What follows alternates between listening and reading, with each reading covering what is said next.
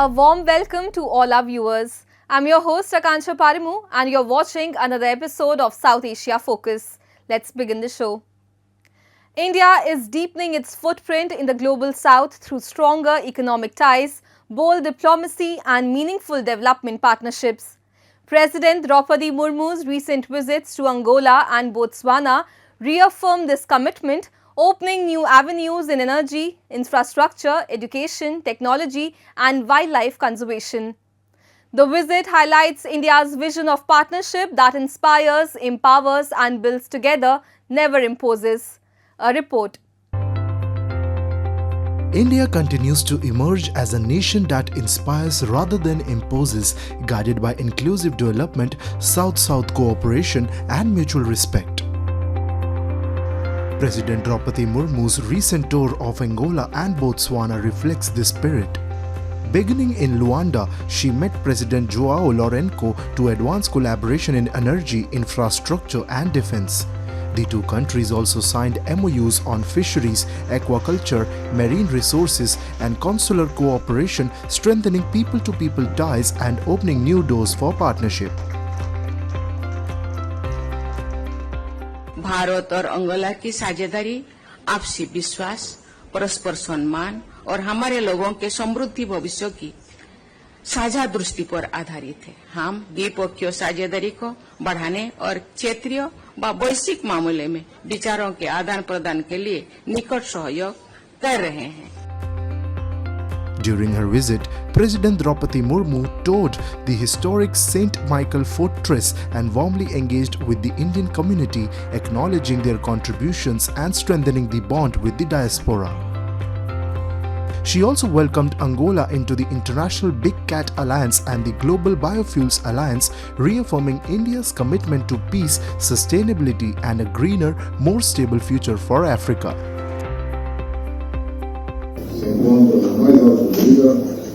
Para abordar temas essenciais da regulação das relações entre si, é essencial que procuremos dinamizar a implementação das decisões que têm sido retomadas de forma bilateral entre nossos governos. Angola has agreed to join the International Big Cat Alliance and Global Biofuel Alliance, two initiatives spearheaded by the Government of India.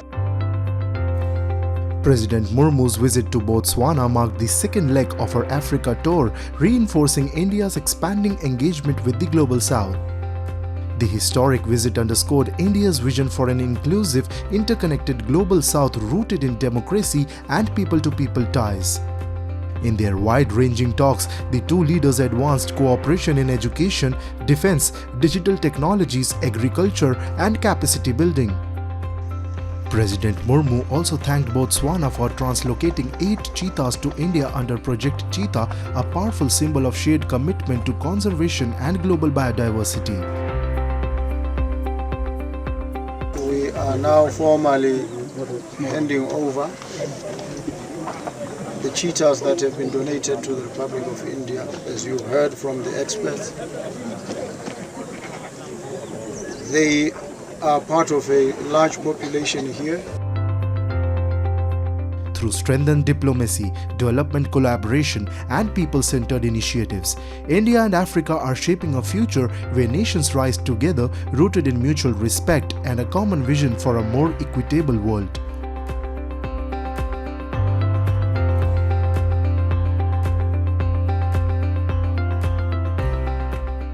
Bangladesh is going through one of its most troubled and unstable periods. A court in Dhaka has given former Prime Minister Sheikh Hasina the death sentence for alleged crimes against humanity linked to last year's student protests. She was tried in her absence while staying in New Delhi, and she says the decision was already fixed and driven by politics. But the bigger worry lies outside the courtroom. The rise of Islamist extremism, the weakening of government institutions and the increasing influence of Pakistan-backed groups in the country. With the interim government struggling, Bangladesh now faces a crucial moment between protecting its democracy or sliding into chaos. চানখারপুলে 6 জনকে হত্যা করার মাধ্যমে যে অপরাধ করেছেন সেটার দায়ে তাকে দোষী সাব্যস্ত করে মৃত্যুদণ্ড প্রদান করেছেন। Former Bangladeshi Prime Minister Sheikh Hasina, the architect of the country's economic rise and a bulwark against terrorism, was sentenced to death by the International Crimes Tribunal in Dhaka. The judges ruled that Hasina ordered lethal force on student protesters, including close-range shootings at Dhaka University. Hasina was convicted on 3 charges: incitement to violence, ordering killings, and failing to prevent atrocities. The case relied heavily on a former police chief who turned state witness after her ouster. Hasina refused to return from India, calling the proceedings illegitimate, and today Dhaka remains under lockdown. Armoured vehicles, city-wide checkpoints, and half of the capital's police force deployed. Inside the packed courtroom, the ruling was delivered in stark language. It is hereby ordered that accused Sheikh Hasina be found guilty on 3 counts under charge 1. Count number 1, incitement. Count number 2, order to kill. Count number 3, inaction to prevent the atrocities and failing to take punitive actions against the perpetrators. For all these 3 counts, we have decided to inflict her with only one sentence, that is sentence of death. The verdict sends shockwaves across Bangladesh, but also raises serious questions about political neutrality, procedural fairness, and the motives behind the trial. The roots of this crisis lie in the violent student uprising of 2024, triggered by the High Court's reinstatement of a controversial quota system in government jobs. Clashes between anti-quota demonstrators and activists from Hasina's Awami League spiraled into a nationwide violence. A UN report estimated 1,400 deaths, though Hasina has repeatedly demanded an independent investigation disputing the numbers. The Awami League government fell on 5th August 2024, forcing Hasina to flee to India. But what followed was even more unprecedented. Within weeks of Hasina's ouster, the interim government began a systematic campaign to erase the political legacy of the Awami League, the party that delivered Bangladesh's liberation in 1971. Hasina's father, Sheikh Mujibur Rahman's statue was pulled down. His historic residence turned museum was burned. The Awami League was banned.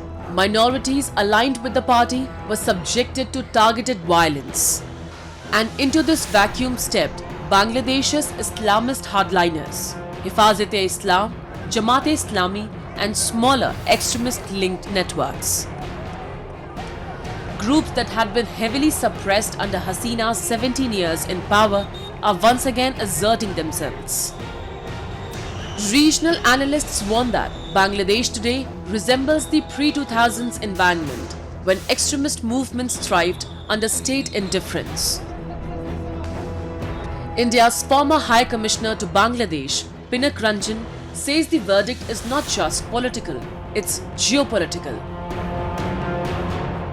I think the verdict is part of the political vendetta that has been organized and has been going on against Sheikh Hasina and the Awami League. So it is a continuation of that process. As you know, the judiciary has been weaponized there with former judges, and many judges have been removed, and the interim government has put in their own people there. So nobody is surprised by this verdict. And I think it means that now the Awami League has to decide whether they will carry on the struggle or they keep quiet, which I doubt very much. I think the struggle will go on. This is a dramatic warning, but one that matches the pattern emerging on the ground. Pakistan-backed networks that were once dismantled by Hasina are resurfacing with alarming speed. Even Indian intelligence sources have flagged a Bangladesh linkage in the recent Delhi terror blast, a development unthinkable under Hasina's counter-terror regime. there is a very strong belief that Hasina, the agitation conducted against Hasina, was also had a foreign hand in it, or in different ways, and because a decision was taken somewhere that she's not cooperating in with that country, which wanted certain facilities there in Bangladesh, etc. These are all in the media already, and these have been discussed, and so these things are also there, and we have seen the interim government moving very close to Pakistan, and there's a lot of ISI, traveling, Pakistani generals and others traveling to Dhaka. During the bomb blasts in Delhi, for example, I just read somewhere that they have also unearthed a Dhaka connection. Now that could very much be the LET, which has gone there and started operating from there, or the Jaish or whoever. Because this is what Pakistan would aim for. As the interim administration led by Muhammad Yunus governs with little electoral legitimacy, ordinary Bangladeshis say the country has plunged into instability. Last 17 years, when Sheikh Hasina was the Prime Minister, the country has been improved by the developed by the economy, structure, all those.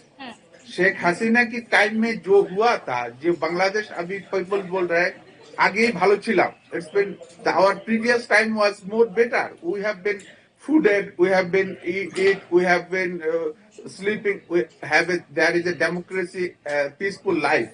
So अभी जो यूनुस की government की जो time जा रहा है, ये इतना लोग अभी इतना सफर कर रहा है कि यूनुस की ये शोषण बना रहा है. बांग्लादेश में एक शोषण हो रहा है, एक डेजर्ट, एक मरुभूमि चल रहा है.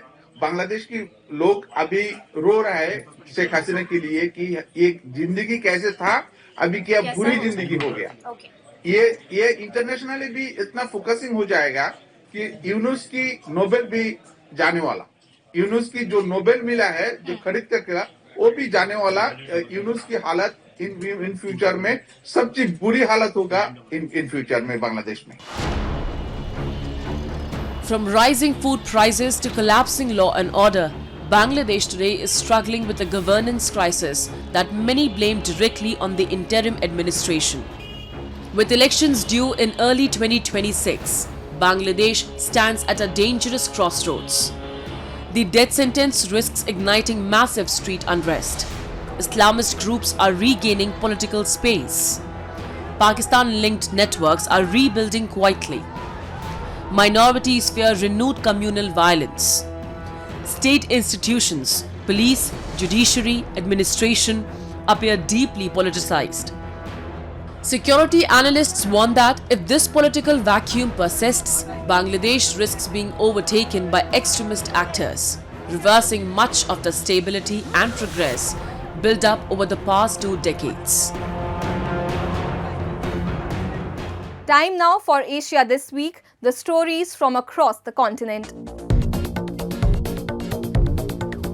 3 years after Sri Lanka's abrupt fertilizer ban crippled harvests and exacerbated the island nation's financial collapse, rice farmer KKG Tilaka Bandara has returned to chemical crop nutrients.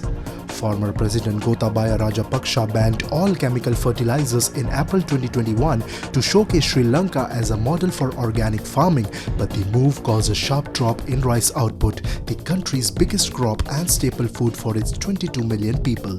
Sri Lanka imported 783,420 metric tons of rice, mostly from neighbouring India, the world's largest exporter of the grain, worth $292.5 million at the height of the 2022 crisis, its first large-scale rice import since the government banned chemical fertilizers. Over the past 3 years, rice imports have swung from a low of 29,606 tons in 2023 to 1,67,000 tons in the first 10 months of 2025. Imports fell in 2023 as favorable weather boosted domestic harvests and farmers began gradually returning to chemical fertilizers, but have jumped this year after poor weather hurts yields. This year's higher imports are also aimed at curbing food inflation. Sri Lanka's rice output is expected to reach around 2.8 million metric tons in the current season to February, slightly higher than the 2.74 million tons gathered last season. The country consumes about 3 million tons of rice annually, relying on imports to bridge the shortfall. Dense toxic smog blanketed Pakistan's second biggest city Lahore last week, with air quality hitting hazardous levels and posing a health threat to the city's millions, particularly those working outdoors and exposed, data from the Swiss group IQ Air showed. Fruit vendors who ply their trade outdoors by buying fruits at wholesale markets and then selling them on carts and roadside stalls say they are especially vulnerable to health problems caused by the smog and struggle to make ends meet if they can't work due to the sickness. Each winter, plain areas of Punjab province, of which Lahore is the capital, are gripped by thick smog as cold, heavy air traps pollutants from the construction dust, vehicle emissions and agricultural fires. When tensions started flaring up again between Japanese and Chinese governments last week, it was still business as usual for Tokyo-based tour operator East Japan International Travel Service. When China started issuing travel warnings for its citizens in Japan, the company started receiving a flurry of phone calls from clients over the weekend asking if it was still safe to visit. Cancellations began on Monday, November 17, initially affecting only about 10% of the company's remaining business for the year. But by Tuesday, November 18, it became clear that the small firm dependent on Chinese clients and focused on large cultural, corporate and government group tours had been pulled into a major diplomatic clash between Northeast Asia's two biggest economies. The tension stems from Japanese PM Sanae Takaichi's recent remarks that a Chinese attack on Taiwan threatening Japan's survival could prompt a military response. Both Japan and China have since issued travel warnings to their citizens. Moving on, in Pakistan-occupied Jammu and Kashmir, the appointment of Faisal Mumtaz Rathor as the new Prime Minister has triggered serious outrage. Political activist Amjad Ayub Mirza alleges the move is a scam, accusing Islamabad of imposing a leader linked to a buried criminal case and an election marred by irregularities.